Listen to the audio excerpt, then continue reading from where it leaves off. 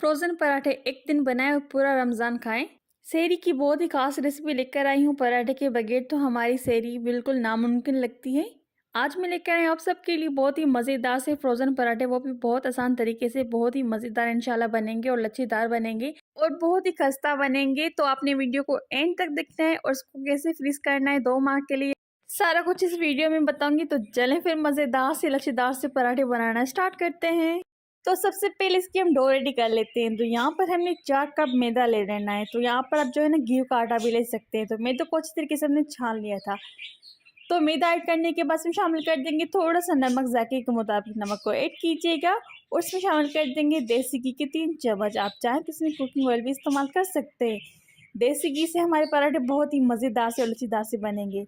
अगर आप ज़्यादा बनाना चाह रहे हैं पराठे तो आप ज़्यादा आटा लीजिएगा। तो यहाँ पर हमारे जो बनेंगे 17 से 18 बनेंगे पराठे। अगर आप मोटे बनाना चाहते हैं तो आपके 10 बनेंगे या 12 बनेंगे, उसी हिसाब से आप आटे को लीजिएगा। आप इसमें पानी ऐड करके अच्छी तरीके से इसकी हम डो रेडी कर लेंगे। जैसे ही हम नॉर्मली आटा गूंथते हैं वैसे ही हमने आटे को गूंथ लिया। इसके ऊपर हमने थोड़ा सा देसी घी लगा देना है। अगर आपके पास देसी घी नहीं है तो इसके ऊपर आप ऑयल भी लगा सकते हैं।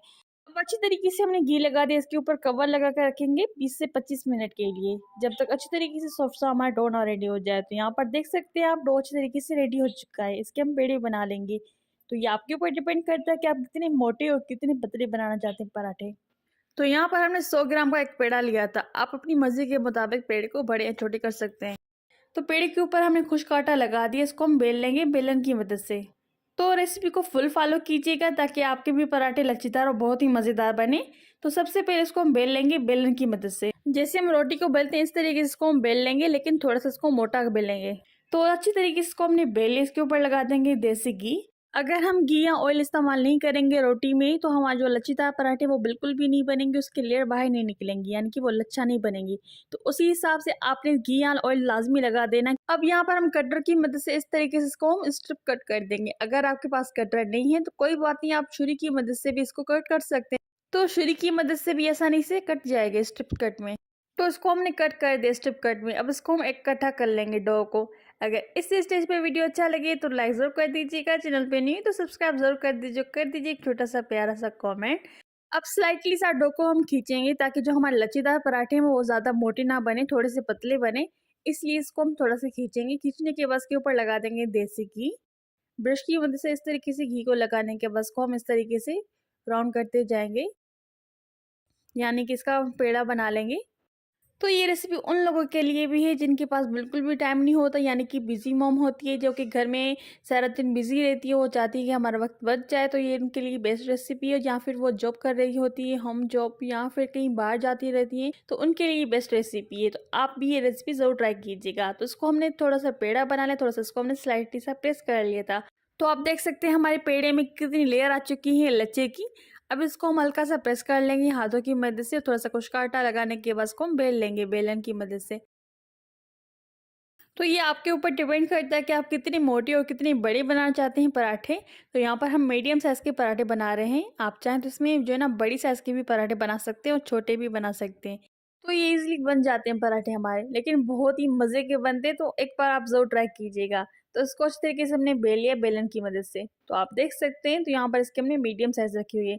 इस तरीके से हम सारे पराठे बना के रेडी कर लेंगे। तो यहाँ पर हमने प्लास्टिक चॉपर लिए है। तो आप कोई भी ले सकते हैं या फिर बटर पेपर का भी इस्तेमाल कर सकते हैं।